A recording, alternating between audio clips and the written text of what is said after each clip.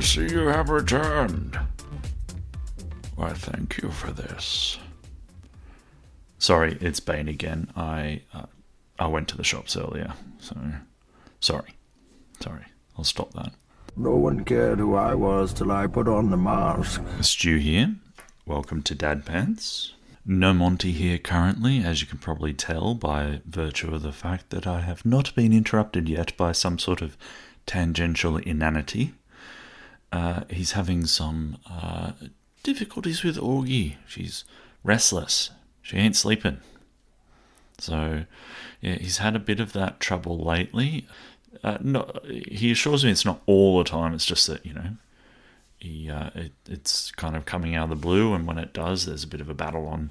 So that's why he's not here. However, good chance to put the call out for anyone who's got tips for Monty on just what you do. How do you get the bloody baby asleep? You've shush padded your little heart out, and it's not doing the job. So what else can you do?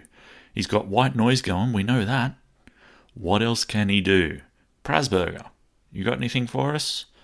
Any other listeners? Hey, I know a few of you are newish parents. You got any tricks, or are you suffering as well? Let us know on the socials. We've got Facebook, we've got Instagram, we've got Twitter. So you should be able to find us pretty easy. Give us a DM. What do you do? We haven't got TikTok. Something about middle-aged dads hanging around on TikTok doesn't quite feel right. Plus, Monty doesn't want the Chinese getting all his super secret information. Okay? Get that TikTok app on your phone. It's just opening the door to the Chinese, isn't it? Letting them right in there. Last time I mentioned China, we mysteriously appeared on the Apple charts in China, so maybe I just need to keep doing that. Yes, so write in if you got any thoughts. Why do they call it sleeping like a baby? Doesn't work at all. Babies are right little fuckers sometimes when it comes to sleeping. Worst saying ever. I was just thinking earlier, I said I was at the shops, and I was looking around at all the masked people, and I was thinking, do you think there will ever be face-based erotica? Due to all the faces hidden now.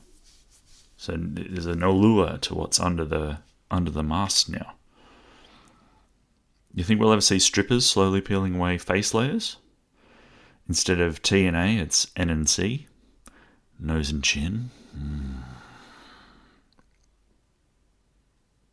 Anyway, I'll tell you something. I have an unusual sense of inner peace today. And it's unusual. Well, I'll tell you why it's unusual. Usually I'm busy. Lots to do. Not enough time to do it in. It's hard to relax because I feel like there's always something I should be doing. I don't know if that's just me or what it's like to be a parent generally. But, I always feel that I've forgotten stuff I should be doing when I try and relax. And maybe it's a curse of being in a creative field, perhaps, because I know when I did work that was kind of pretty straightforward, I could relax easily. I would finish work and brain would switch off. Easy. I also didn't have children then, though, so... but with creative work, always in the back of your mind is this thing saying, what are you taking it easy for? This might be the time we come up with that one amazing thing that blows everyone away. Anyway, my point is that I didn't have that today because today my son is sick. On top of that, I'm also not feeling that great. It's some sort of stomach thing I think that we have, but it's enough to make us feel like we've been hit by a truck of some kind today. So we're both just zonked, and he's been vomiting a fair bit, poor bastard. But that might seem like an unusual thing for me to say, that I found my son and I being sick quite mentally peaceful. But the fact that we were feeling that way meant that A, we had nothing else we could be doing but just lying on the lounge, hanging out together. And B, I lowered my expectations of myself. We sat there, chatted, read together. He read me out parts of his book that he really liked. And we were there for a good chunk of the day. It was amazing. So I think it's sad that it takes something like that for me to let myself think that there's not enough to do for me to relax. I don't know. I don't know how many of you out there, if many of you out there are like that. Not being able to let yourself feel like you deserve a rest, but it's exhausting. I can tell you. Anyway, might I recommend hanging out with a sick child while you also feel like a big fat pile of garbage? It worked for me. I could have done a great segue then.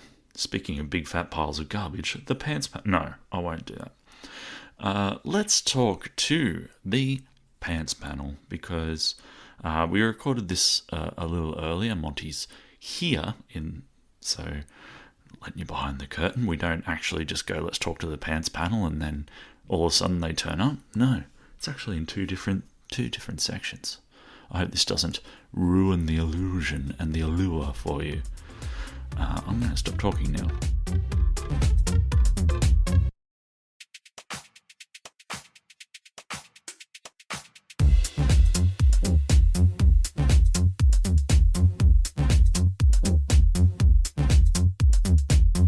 Dad Pants time again. It's when Monty and I talk to the dad panel and see what they can tell us about dadding. Well, mainly Monty. I know a lot already. Thank you. How is everyone? How's everyone going today? I'm very well. And sorry to interrupt everyone else's introductions, but it's my 15-year wedding anniversary tomorrow.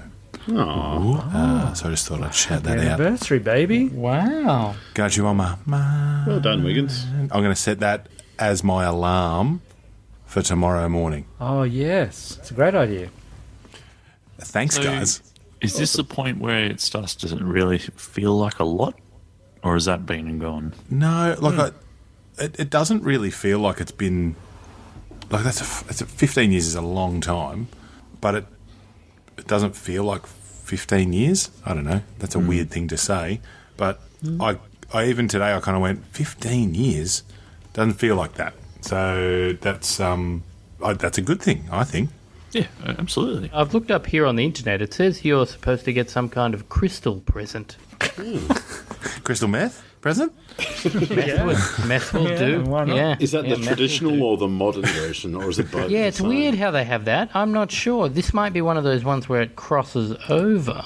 We'll find out. How long you been married, Monty? What do you mean? Sorry, what do you I've mean been married crosses 4 over? years. I want to go back. What do you mean crosses over? John Edward style? What are you talking about? Yes. Dead people are called upon to help with the gift. No, for instance, your third year is the same as traditional UK and traditional US. It's leather. But, from 15 onwards, actually. From 15 all the way to 65, we are the same in both American and UK. And then 65 and 70... the UK don't have any presents, where America have blue sapphire and platinum. That's it, right? Americans are more optimistic than British. I was going And to say. you thought you were bored during the Poseidon adventure chat.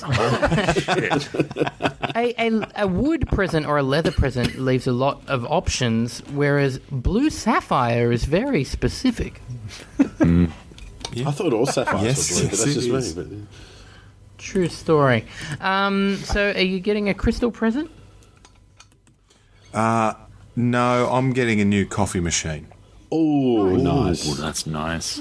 That's very nice. Ooh, that's good. That's better than crystal. We are getting a new coffee machine, or just you? No, I'm the only person in the house that drinks coffee. Oh, really? So that's your anniversary present, something for you. Yeah, so I'm the... Yeah. That's right. My wife's also getting something, but it has nothing to do with coffee. Oh, That made it sound a little... I know. Yeah. Anyway. All right, well, we'll just, boggle our own minds about that. Yeah. We'll just plough on, shall we? Now we go. I just want to ask. We like to ask how various things are going with you. You dropped a little screenshot the other day of your solar yield. Yes. And we were taken by the phrase real time power. Now, tell us. Obviously, when we say solar yield, this is the energy that the solar panels on Wigo's roof are making. How's the solar? I thought you were about to explain solar energy. I'm not going to do that. I'm not prepared to do that. It's from the sun. What? Yeah. I did tell you we had a New Zealand listener, so. That's wow. So yeah, how's the yield? How's the solar yield going, mate? Well, really good. And also, I'd just like to tell you all about. We cut a tree down about. It'd be probably 18 months ago now. Did you cut it down David Foster style? No, I had to hire a David Foster to come in and foster it for me. They fine. fostered the tree. That's fine. Remember, know your limitations. That's awesome. Well done. Yeah. Yeah, no, that's right. But I just thought hire a foster is a great Foster a compliment we need to foster. start up. And there has been a massive increase in yield since the removal of the tree. So the tree was causing some. There was a chance that they Shade. were going to. Sorry. Shade. Is Yeah, that what it well- was causing? No, but so it was causing shade. Yes, number one, but also number two, it was the root system was What? mucking up with our concrete near my side lawn, and so we cut the tree I down. don't know what solar power is. There. Yeah. But so we cut the tree down to both increase our yield, but also make sure that my concrete didn't crack any more than it already Okay. has. So it's a twofold win. Right. Okay. Yeah, Well, big. two things I'd say about that is I was certain the way you were telling that the concrete was in some way related to your yield, Yeah. As did, I it thought was, that too. but also surely the good that you're doing the planet with the generation of the solar energy is evened out by the loss of the tree. Yes. And there's a lot. Carbon neutral. Yeah, that's Anyway, the reason I asked you about that is so I could outdad you. With I'm not gonna. Dad off. I also have solar panels, but I'm not going to look at those. Instead, I'm going to tell you about a new app that I've got. It's a bomb app, Bureau of Meteorology, but it's only focused on dam levels. So this is the water supply to. Yep. Well, you can choose whether you want to look at it on a country, state, or city level. I can tell you what the dam levels are. 1 percentage point there, but I think it's a couple more when you boil it down. Wherever you like in the country. So I have questions. I've got my eyes on that. I'm monitoring that pretty much daily, guys. So don't stress. What types of measurements are they using? Is there a literage measurement? Is there Megalitres. Well, Centiliter. We just get copper litres. Can we get, Centiliters. can we get a fact check on the literage being a word? Literage is a word. Literage is a word. Literage. Is it? Meterage, literage, Peterage. Yeah, that's fine. Peter Ridge, I know him. Yeah, I thought that was a place. Or is there a measurement, a meterage from the top of the dam? So, All right, so it says How low it is. Yeah, Yes. okay. yeah. No, it's going by. It says ml, which I stupidly thought was milliliters at the start, until I realised that would be insane. Is obviously megaliters. So yeah, it's no, it's milliliters, just so that they can have more zeros at the end of it. Looks like a bigger number. 14 trillion measuring milliliters. Warragamba Dam by millimeters. Yes. Well, millimeters wouldn't work. So yeah, This would only create fear. The app would only need to give me a push notification when it was too low. Other than that, I don't see why I would care. Oh, see, I disagree. You've planned a big day of watering. You want to feel good about it. I just want to speak on behalf of the four of us against Monty here and go. You've only been a dad for 2 months, all right? Don't be getting too uppity here. That's you eventually will ease into the role where it's important to know what the damn levels are, and everyone else is fine with it. All right? That's right. And watch what you say. And Matt is speaking as someone who has the full confidence of having 100% dam capacity level in his city. Yes, Canberra dams, both of them, I believe, 2, 3 of them. Absolutely. They're at 100% But does that I not check every day, 100%. Does that not instill some sort of fear as well in the fact that if you were to Rains. get some sort of downpour, that what happens when the dam hits 101%?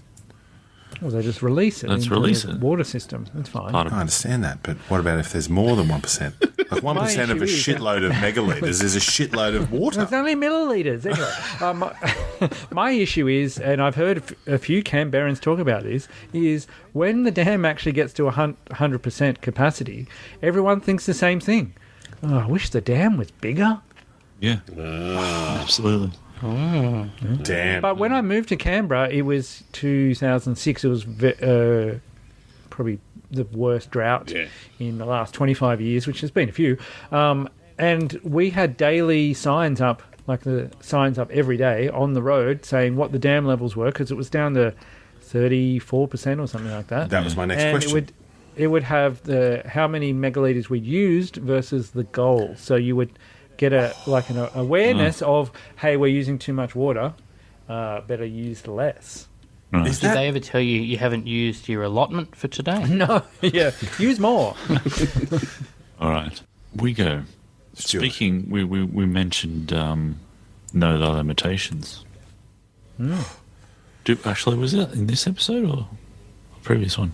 Maybe I'm getting confused. No, yeah, it was this one. This episode. This one, Yeah. sorry. He was I fostered a tree. Fostered the tree. Yeah. On the tree fostering, by the way, as soon as you said foster a foster, I just thought of a little kind of foster house just with a bunch of kids with mustaches and white signets. I thought of like Looking for sort of like families. Russian dolls I just thought of David Foster's. Hundreds of David's illegitimate children from around the world of various Living in a tree. various ethnicities. You get to foster a foster, and they're just incredible woodcutters. Doesn't matter where they're from. He's He's prolific. He is prolific. This is taking a tangent. We'll see this in the David Foster 5-part docu-series. Yeah, that's right. Well, don't, yeah. We'll hold on Sorry. to that. Yes. So we've had no limitations. We're also going to refer back to the Dad Commandment. A car is not a TARDIS. We go, you had another TARDIS dad, a dad who thought his car was a TARDIS. Yep. And it was not a pleasant situation. My staff at work in my warehouse are trained to not give out pieces of equipment that should not be transported incorrectly, Yeah. which on occasion can cause some angst with customers, mainly dads, who believe that their product will fit in their TARDIS when we know that it probably won't, and in most cases should not. Yeah. In this particular And you don't want to get case- that phone call later. Hey, this Correct. thing you sold me is damaged. Exactly. In this particular case, a gentleman and his partner had basically a very small vehicle that they had decided was TARDIS-y enough to take a 75-inch flat screen TV home with them. Now, as it turned out, the TV did actually fit in the car. Right. But the people didn't. Close enough. Now, basically, to fit the TV into the car, they had to fold the back seats down. They also had to push the front and the driver's and passenger front seats all the way forward and remove both headrests from the seats so that the side of the television box, or the end of the television box, was actually jutted up against the back of their heads whilst they were driving. Yes. Now, one of the better, they were, they needed to drive. I don't think it matters how far you had to drive. Apart from a product breakage point of view, where does your liability lie in this? Like, if they were to have an accident and there were these two decapitated heads, and their families decided, well, they're incompetent. They're not professionals. They don't have the right to choose that this is what we're going to do. Is there a degree of blame apportioned to you guys there? Like, have you got to look? You don't know. It hasn't been tested. Is this the thing, or you're not sure? Well, no. Look, there is, but we also have. Can you get them to sign something saying in place? We're dickheads. So we're going. Basically, I stood with them for 20 minutes and went through the discussion that you would have at that stage, saying that we do not feel that this is a safe way for you to transport this product. I'm going to get you to sign paperwork to basically say that we've had this discussion on multiple times. No matter what conversation you've had with anyone previous saying that you can or you can't do this, I'm telling you right now, I don't want you to take this product because we're going to have a phone call in the next 24 hours with you trying to return it to me because it's broken, or you're going to have an accident, or et cetera, et cetera. So I've taken images of how they've transported, and we've also notated and had them sign paperwork to say that they're taking all responsibility. Yeah. So it's difficult in that situation because, like, I work in a retail environment where you want people to have a great experience with the money that they've spent rather than having a shit experience. And it's hard to get return business if they're decapitated. Correct. Exactly. Yeah. So they don't come buy for the headphones. wireless headphones, yeah. Yeah. Yeah, so that was a difficult one. But now either one of two things has happened, that they've got the TV home, it actually got home safely, and they were able to set it up and everything was good, or they've died. That's it. No in between. That's the option. They're the only two things I can see could have happened. And either way, you're not going to get a phone call complaining, so you're not going to ever be sure which one it was. I agree. Listen, I've got a little anecdote before we move on to something a little broader. And this is kind of classic Dad. It's the, and I don't know, you guys, maybe Pants Panel, you can tell me whether this is classic Dad or not. It's the saying of a joke and then the straight away, why did I do that? You know what I mean? I think I was doing that well before I was the dad. Yes, I think that.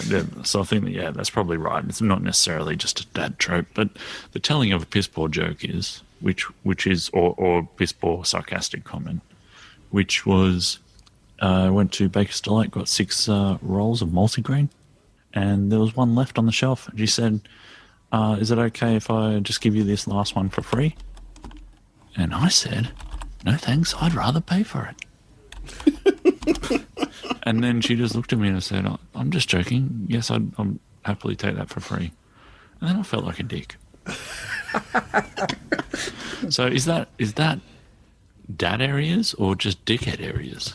It's a bit of both, I think, mate. Yeah, it definitely crosses over. I don't think you have to be a dad, but it's more likely to occur in a dad scenario. I think you got to be 10, 15 years older, maybe. Yeah. You got to wait. You got to wait to be just so you can chuckle to yourself as you leave. Yeah. And call a love and say, right. I'm only joking, love. Yeah. So there's definitely a power play going on there. As we said before, if I'd followed it up with, "No thanks, I'd rather pay for it," then that would have been appropriate. Yeah, that's more dadness. Okay, gotcha. All right. Well, hey, I'm learning too. I'm learning. Can I add something to that? Yeah. Oh. And this is a piece of advice just for everyone out there, not like dads, mums, anyone that's purchasing something. Are you talking other side of the counter? Here we go. I am. Nice. Don't ever think it's funny, ever, in any situation, to say, this doesn't have a price on it, surely that means it's free. Yeah. So don't, all right? And I can't be any more serious about this. I think anybody who works in retail, there should be something in your kind of accord that says every 10th person that says that to you, you get to give them like one across the jowls. I like it. Being that I work in retail, there's, I get the occasional meme comes through my sort of feeds of the things that I look at, and just the ability to be able to punch someone in the face seems to be the main thing that retail workers like to joke about, or, Not a surprise, really. Or everyone needs to work in retail for at least 12 months of their life. They're the two things that retail workers tend to vent about the most. Being able to punch someone in the face, but also getting people to work in retail for at least 12 months. So there you go. Okay. Well, except teachers, because they're already working hard and Heroes, don't forget. Heroes. Frontline. Heroes. Frontline. Monty, are you still there? Yeah. Yeah, I think he have just little went. to add here. So, think he just went people and sat with his decapitated, dogs. punch someone in the face, don't work in retail. I got you. All right, Monty. All right. Why don't you chime in here, because your father-in-law suggested something for us to talk about, right? Yes, he sure did, and I would like to hear his answer too, so I'll have to get that, and I probably should have got it before the episode, but I'll get it and update us on a later episode. He suggested a good topic for the Pants panel, which was your scariest moment as a dad. I assume he meant it... Oh, actually, I do have a bit of an update on what he thought his was, but I'll save that for after hearing what you guys have to say. But yeah, what has been your scariest moment as a father? And fellas, a couple of you said that some things leapt immediately to mind. So what are they? I've already spoken a lot in this podcast, so I might leave it up to the other boys to start. I've got a couple fairly recently messing around in the pool with my daughter and basically dropping her on her head onto the bottom of a pool. That was pretty great. That's probably a scary moment, but her same daughter. So all three stories involve the same daughter. Her choking when she was quite young on some rock melon. That was pretty scary. That scares me. Yeah. But it was like it was a badly written film, because 2 days earlier, my father-in-law, who was a paramedic, was just explaining to me if your young child ever chokes, you don't hit them on the back, you sort of invert them like on an angle so they're facing down, and you sort of pick them up on your arm and you sort of have them face down and their legs up on like a 45-degree angle, and they will just cough it out. And so that's what happened. She choked and it was getting pretty serious and she was getting distressed, and I picked her up out of the high chair and did that very thing, and she just coughed it across the room. It was like, I called my father-in-law very quickly and said thank you very much for that. That was pretty scary. Yes. But the most scary thing that happened was, again, from a bad movie, where Justine rang me. I was at work, being a hero, and she rang me and said, upset, and she said Violet was like walking, she must have been 2 or something, she was walking on like a small brick wall thing, not very high, and then she fell and she landed like straight on her head onto the ground, and I was like, oh no, then what happened? She said, well, and then the phone cut out. So her phone cut out, and so I was like at work going, I had no idea how bad it was. Jazz was really upset, so I borrowed someone's car, I drove to where they were at the shops. They weren't there. I was like, I'm freaking out. I tried to ring, but obviously Justine's phone was dead. I was like, I don't know what to do. I rang the person whose car I borrowed and said, I don't know what to do. And she was just like, go home. They may be there. And I was like, all right. So then I went home and they were both there, and they were like, oh, hello. I was like, what? She said, oh, yeah, she's all right. I said, but you just told me, like, she fell. Yeah, she's all right. She fell and hit her head, and, She was all right. Jesus! So that was like 25 minutes of my life of not knowing what the hell was going on. This is a pre-dad thing, but I had my wife do the same thing to me, calling me on the freeway. Like I said, what are you doing on your phone? You shouldn't be calling me on the freeway. She's like, oh, yeah, but I just had this really... Watch out, you dick! And then it just stopped. Oh. And That's horrible. And she was hit. A guy hit her. But thankfully, everything was fine. Like, it was just a rub. But that was just the most terrifying.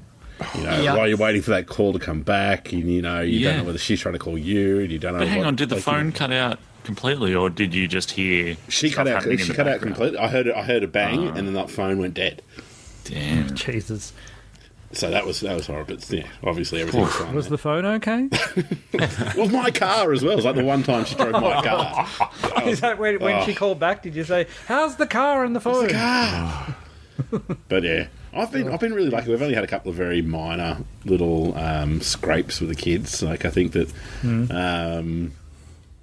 I've never really had the massive scare. But we had it with my nephew. So funnily enough, we were down at the shops, and all of a sudden, one of my nephews had just disappeared, and we literally couldn't find him anywhere. And he was in the middle of an intersection on a traffic island. And the kid was 2 at the time.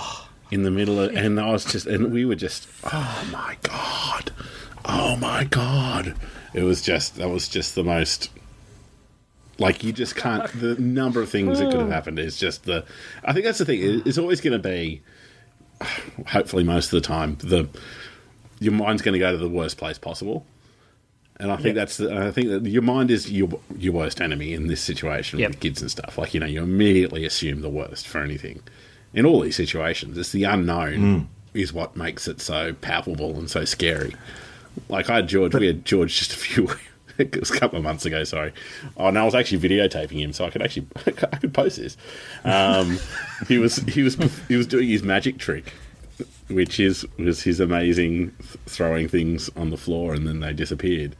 But then he grabbed onto his sister who was walking past while he was sitting in the high chair, and the chair just went whoop straight down on the ground. And he's just like, oh no! And once again, dead footage afterwards. It's got its moments. I think that's it. The unknown, where your mind goes to, is definitely the scariest thing. Well, So I had the same experience in regards to the child disappearing, but we didn't know at that stage. So the only reason we found out was because Jasmine was 3 or 4, and we went to a party in Sydney, in Concord, and everyone else at the party, there was probably 50 people at the party, all family, and everyone else thought that everyone else had Jasmine.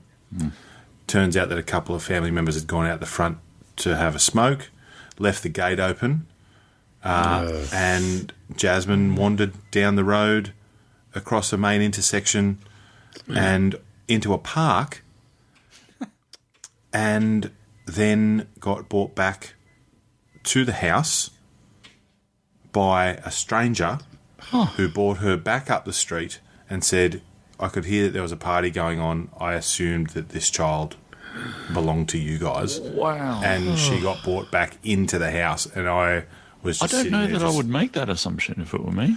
Well, it was... Well, she was 4. She might have been able to verbalise something. Like it was from up here or something. Like, yeah. And, from going from not knowing that your child was missing... Oh, God. To think about what could have happened. Oh. Yeah, that was... Like, that's still... Every now and again, I'll just kind of go, you get that... Yeah. That, she's 20 now, and, it's sensational, but that could have been a whole lot of different things. And then there's the 2 times that Rosie's had allergies. So my youngest daughter is anaphylactic. Yeah. Oh, sure. Okay. And so the first time was probably the scariest, but the second time was like, oh, fuck, because I'd left the EpiPen at home, but luckily we were only 100 metres from home.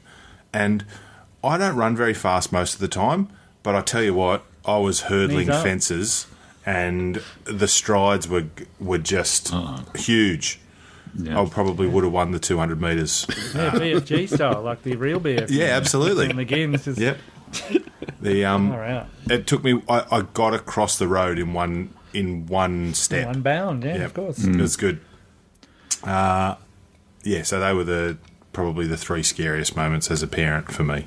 Yeah. Look, I think probably early on, and as I've said, I'm a stepdad to the oldest one. I think early on there were some scary moments when, and I won't go into details because it's probably not my place to here, but there were scary moments when Owen was with the dad and just shit was happening that was just really fucked. Not on. But in terms of Dylan, I think, the scariest moment, and it ties in with me saving the best catch of my life for the right moment, was getting a kind of spidey sense. And maybe I didn't really need a spidey sense because Dylan, much to my shame, is one of the most unco kids you could ever probably imagine meeting. But this is when he was very young. He started falling down the stairs and was gathering really quick pace towards the floor with about to hit his noggin on the floor very hard. And I did the big dive across the room and got my hand under his head right at the last second to cushion the blow. So, yeah, that's career best catch. I was happy it was right then. Did you get the movie moment as well, Buckland, where you cradled his head in your hand and you dived to the floor and you just met eyes and you were just like, saved you? No, like... Tell your mum I saved you. I don't really... Well, I didn't need to. Mish was on the lounge watching. So I got... Yeah, that... that... I got it memorialised. I don't have to try and explain to her later on going, oh, you should have seen that. Oh, and I just... Does she tell you? Does she just every now and again go... Every now and then do you just look over at her and go, remember that catch? I did. I haven't for a while, but I will after we get off here. How good was that catch? Or, because she listens to the podcast, I'll wait till I think she's listening and then I'll just watch her. Give her the nod. Yeah. Remember that? So there you go, Monty. And Monty's father-in-law. My father-in-law, Is it Peter? I believe. No, it's Wayne, but Wayne. Peter's also a good name. Yeah, We like revisiting. We like revisiting trauma. Thank you. yeah. Sorry, that all got a bit serious. Where I was believe- Peter from? I'm sure he has had scarier moments, but the one that Wayne brought up to, I believe, my wife or maybe my mother-in-law was a moment that involved me, in fact. My wife and I were camping in the Rocky Mountains with Wayne and Margaret, her parents, and we were out in a near freezing body of water, and Lindsay, my wife, and I were canoeing somewhere in the middle of the water, and I'm not exactly sure on what happened, but I believe I made some kind of rude joke, and my wife decided to turn around and try and hit me with the oar. As she did, she fell into the freezing water, which, look, in my, I was like, it's fine. It's not that freezing. It's fine. But, she fell in and nearly pulled me in as well and nearly pulled the whole canoe over. But we managed to hold her up and kind of get her to shore. She didn't get back in the boat. That would have caused all sorts of issues. Yeah. But Wayne, I believe, said this was one of his scariest moments, even though I knew the whole time she was fine. It was fine. Yeah. Oh, well, there you go. Now, I just, sorry to jump in, just to plug my other podcast, The Chattering Classes. I was talking to, in an episode coming up with my mother-in-law, and she was talking about how something to consider when you're a parent is your parents are hanging on the day when you tell them a story that you've accidentally hurt your child. Like they're fallen, or you're not like, like they've fallen off the lounge or they've hurt themselves stupidly, because there's a lot of pressure on grandparents to not be the first people where the child hits their head, falls over, rolls over. The things that babies do or kids do, that there's the pressures on the grandparents that it doesn't happen the first time when they're in their care. Now, that's interesting. Just to add an addendum to my daughter's anaphylaxis, my mother was the person that gave her the cashew paste that sent her to the hospital. Yeah. It was, what a it's a horrible experience. Like, it could have happened to any of us. As I've said before, Absolutely. I would have kilos of cashews in my house, and yet. So her memory of that event is probably far worse than yours, Wiggo. Well, yeah. Like the what ifs for her are way worse. Exactly. Well, I'd say they're on par. Well, both scenarios means my daughter's dead. So, on that cheery note, thanks everyone. Well, listen. Wow. So, we've got a few other kind of topics floating around that we didn't get to, so we'll do them in upcoming episodes. We also wanted to do creepiest things our kids have said, which will be coming up soon. We also wanted to do, what's your dad meditative hobby? Like, what are you doing to kind of relax and unwind and zone out? We had a segment early on. Actually, we might wrap up with this. We've got 2 minutes. Everyone can give me a quick one. But yes, creepiest things your kids have said and meditative hobbies coming up in future episodes shortly. But let's finish here with the wellness whip.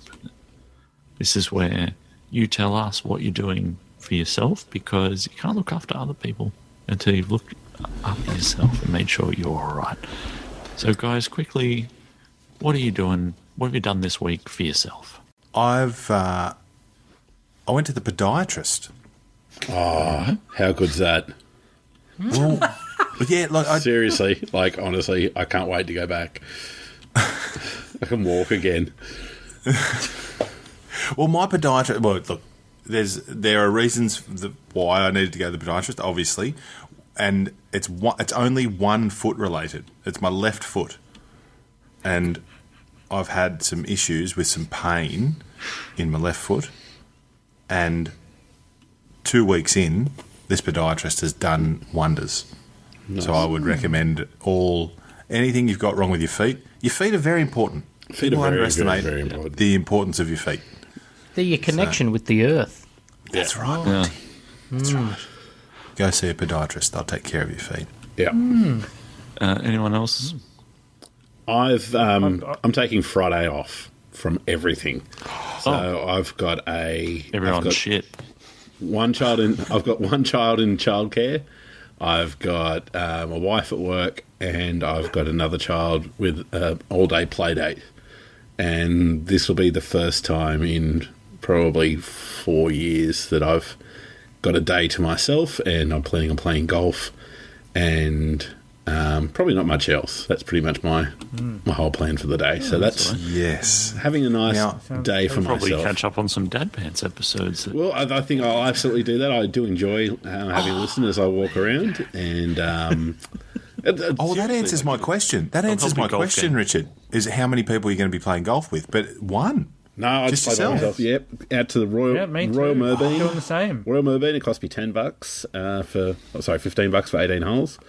And you just rock up, and there's never another soul on the green. On there, it's less than $1 a hole. It's a great course. You get out there, and I finished my paving last weekend, so this is my thighs are absolutely killing me.